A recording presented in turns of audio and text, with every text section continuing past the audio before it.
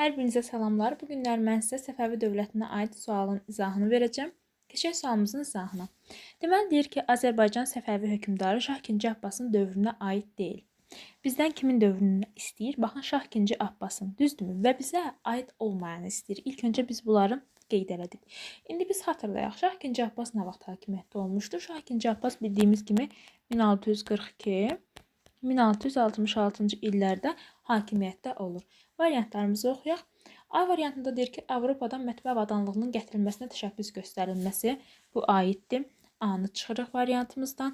B-də deyir ki, rəiyyət və sənətkarların dövlətə vergi borclarının bağışlanması. Bəli, B variantı aiddir. B-ni çıxırıq.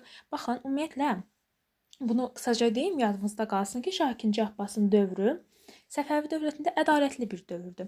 Əhalinin ərizə və şikayətlərinə ədalət divanında baxılırdı. Rəiyyətin borcları, vergilər bağışlanılmışdı. Özbaşınalıq edənlərin, deməli, özbaşınalıq edən məmurların qarşısı alınırdı. Bu kimi faktları yadımızda saxlayırıq və A variantı Avropadan mətbəə avadanlığının gətirilməsinə təşəbbüs göstərilməsi. Bu bizim qabağımıza dimin qəbul suallarında və yaxud OTK-larda tez-tez çıxır. Hansı Səfəvi hökmdarına aiddir? Şah II Abbasa Avropadan mətbəə avadanlığının gətirilməsinə təşəbbüs göstərilməsi Şah II Abbasın dövrünə aiddir. Bunu biz unutmayaq. İndi deməli baxaq digər variantlarımıza.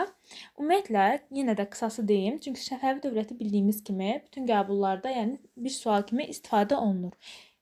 Şah II Abbasın dövrü sizə düşərsə, ədalətli hadisələr kimi yadımızda saxlayaq dövrü, yaxşımı?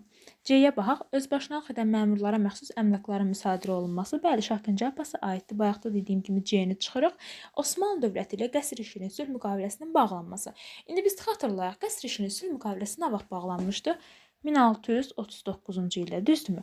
Bəs Şah II Abbasın dövrü nə vaxtdır? 1642-1666-cı illər. Bu o dövr aralığına düşürmü? Düşmür. Ona görə biz D-ni götürə bilmərik. Yəni aid deyil dediyinə görə variantımız D olacaq. Amma Şah II Abbasın dövründə baş verməyib bu hadisə. Bizdən də bu cavabı istədiyinə görə elə cavabımız olur D variantı. E-yə də baxaq. Əhalinin ərizə və şikayətlərinə ədalət divanında baxılması. Bayaq da bunu vurğulamışdım.